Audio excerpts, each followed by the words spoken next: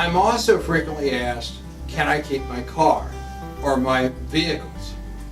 And just like the situation concerning a home, a piece of real estate, generally speaking, the vast majority of clients keep their automobiles. So when you file for Chapter 7 bankruptcy, the Chapter 7 bankruptcy trustee will attempt to sell your vehicle to pay your creditors. Now, a lot of times individuals have their cars or trucks financed over 60 months, 72 months, 84 months.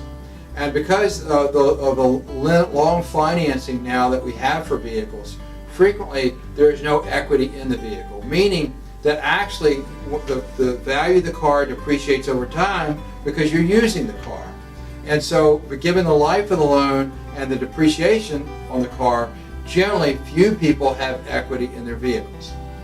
That's the first consideration. The second consideration is the Virginia General Assembly a few years ago. The General Assembly decided that they were going to shield $6,000 of equity for each householder in their vehicles. So that means even if you paid the vehicle off, say you paid the vehicle off and you had $6,000 of equity in the vehicle, meaning you could sell the vehicle right now for $6,000. The General Assembly has given you protection from your creditors in the form of an automobile exemption, and that is $6,000 per householder, and you can spread it over multiple vehicles. So you could have $3,000 equity in one vehicle, $2,000 in another, and you can spread it over those vehicles. In addition, the General Assembly allows you to use your homestead exemption, that's called a wild card exemption, and you can spread that on all of your vehicles. So I think I've had one case in 1,450 cases in which a client actually had to pay money because there was equity in an automobile.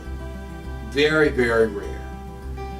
The next question with your automobile is, well, can I keep it? What about my relationship with the creditor? And this is called reaffirmation of the automobile debt. And generally, bankruptcy attorneys do not reaffirm automobile debts. And by reaffirmation, that means you're going to be contractually liable to pay that debt after the bankruptcy filing. Generally, our clients pay the automobile, they continue to pay the automobile debt, but the actual debt has been forgiven in the bankruptcy. And clients will say, well, wait a minute, that doesn't make any sense. If the debt was forgiven in bankruptcy, why do I have to pay it? And that's because when you go and buy a car, there are two documents that you sign. One of them is the retail installment agreement, that obligation to make a car payment every month. The second one is a lien that you give the creditor on the car. You actually own the car, but the car has a lien on it until the debt is paid. So when you file for bankruptcy, that agreement to pay money on a monthly basis is torn up by the bankruptcy filing, but the lender still has a lien on the car. So you have to make the monthly payment, or the repo man will come and take your car. Now, honestly, it is sometimes the best of both worlds, because you remember I told you the cars are financed now over long periods of time and there's a lot of depreciation. So what happens is, towards the end of the life of the car, generally something breaks down. And clients will call me and say, can I give my car back?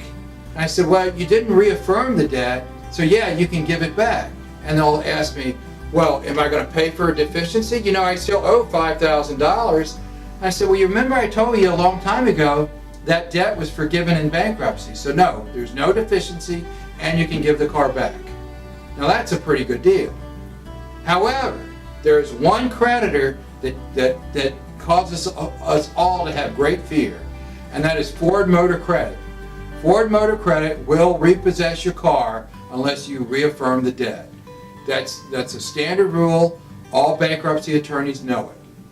If you have any other questions, please give me a call or set up a consultation. I'd like to talk to you about your situation.